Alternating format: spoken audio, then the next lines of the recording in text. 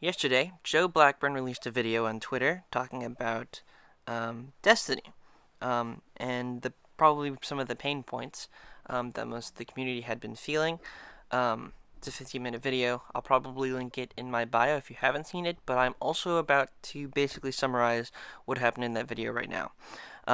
He went over the reveal that's going to happen on August 22nd, or about less than a week from now, PvP, and what's going on in there, armor, and the communication from Bungie and how that's going to look from here on out. From this point, we'll go a little bit more in depth about what he said, and then after kind of like the summary of the stuff that he went over, I'll give my thoughts and opinions on it. Alright, ready? Let's go. So the reveal. He wanted to make sure the reveal was not a reaction to the State of the Game article or just to whatever the community has been feeling. Lately, the community has not been feeling great about Destiny. Just like the lack of almost energy, it feels, when it comes to the PvP, to the sandbox. It's just, I think as the community, the community just hasn't felt like it's been there. We wanted to make sure that the review wasn't a reaction to that. The video had been made long time before, and I suppose it was just bad timing to when they wanted to tell everyone that this was being released and everyone's reaction to the State of the Game article and all that stuff. You wanted to make sure that the reveal wasn't going to be anything like crazy specific, that it's mostly just going to be like story stuff, and it's certainly for just like a general audience, for people to just be excited probably about the new chapter of Destiny, which is fine. He did mention a possible like Xur strange coin fix. That sounded interesting, and a possible HUD update for when buffs and debuffs and things were going on in higher, Nightfall, probably Grandmaster stuff, just so you can keep track of all the things that all the stat boosts and whatnot are going on with the charge with light and different other subclass stuff. So that's cool. He moved on to PvP next. When they started off, he started off with what the PvP team, I say team lightly because they're like going to touch on that later. They focused on sandbox balancing, mostly with Strand, because Strand was new and they wanted that to be in line with the other subclasses, probably in reaction to when Stasis came out, because Stasis came out crazy overpowered and they probably didn't want that again, so they were really focused on that. And they do 2 weapon balances each season, and we see that in the articles and the changes they make. They talked about map packs, which I think will be really cool. Instead of he talked about this a little bit in depth, but he wanted they had been making one new map every once in a while and had been revamping old maps. And they were like, well, this one map that we make is supposed to do everything, which makes it terrible at everything, so it doesn't excel in any particular area. They talked about a possible competitive point change, just on how the points are awarded and why they're awarded. Mostly on, he talks about how you get points based on your skill level and who you played against, versus the possible change of it just being just winning. And then they talked about changes to what playlists are also in comp. A lot of people are not happy about Rift. I'm not one of those people. I actually kind of I like Rift. I think Rift is fun, but I think it certainly has issues on certain maps. And so that I think that's a possible pain point. And so they're thinking about taking Rift out and instead replacing it with Countdown Rush, which if you haven't played, it's in the Crucible Labs. You should definitely try it out. It's pretty fun. Let me move my page here.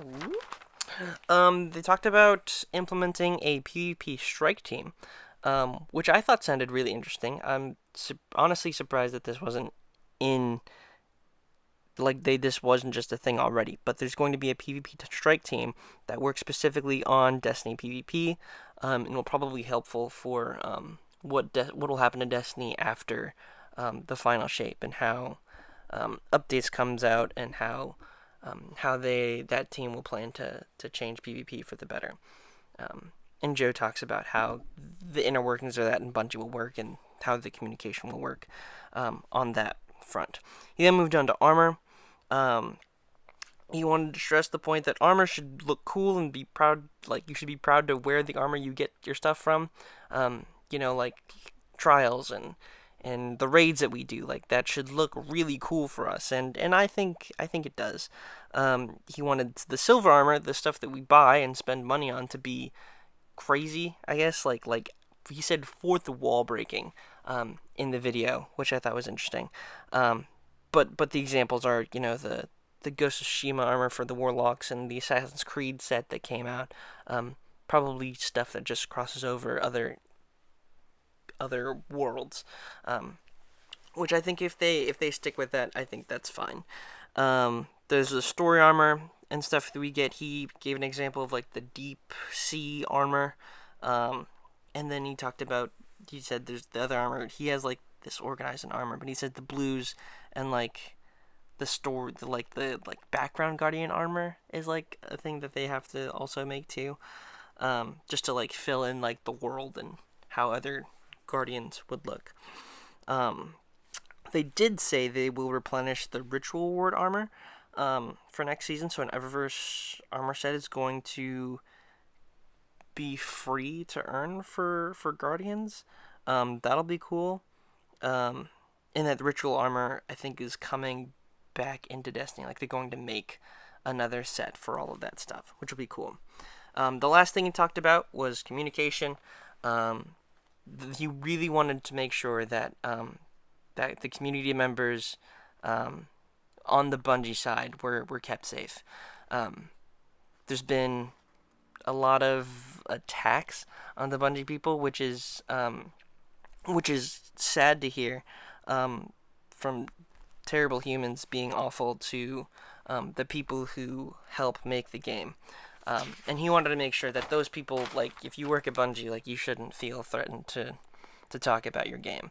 But he wanted to make sure that instead of, having those people be out and about on Twitter and being attacked, that they're just going to keep using their branded accounts on Twitter/X and their Reddit. And they will be communicating with those official Bungie accounts almost exclusively.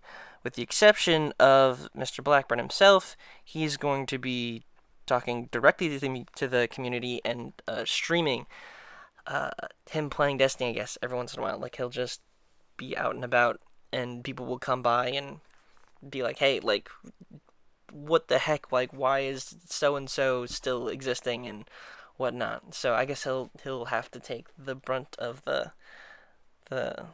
community's angst on that front. And that's basically the end of his video. It's a pretty great list of stuff to bring up. And so here I'll go on to like the aftermath stuff now. I'll talk about how I feel about it. So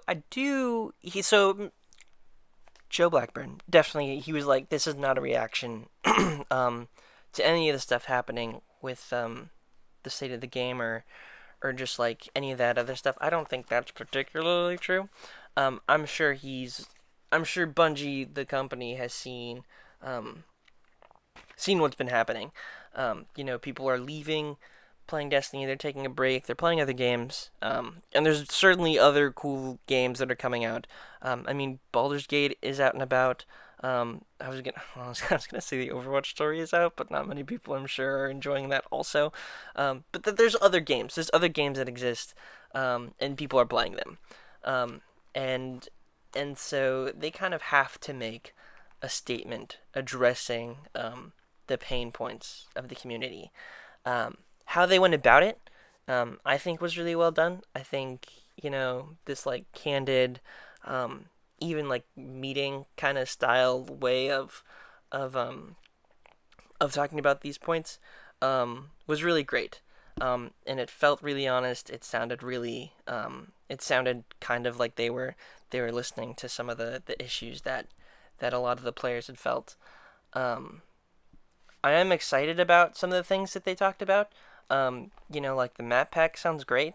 I think, True Vanguard put out a video a few weeks ago talking about the amount of Crucible maps we used to get, and how that has changed over the few years.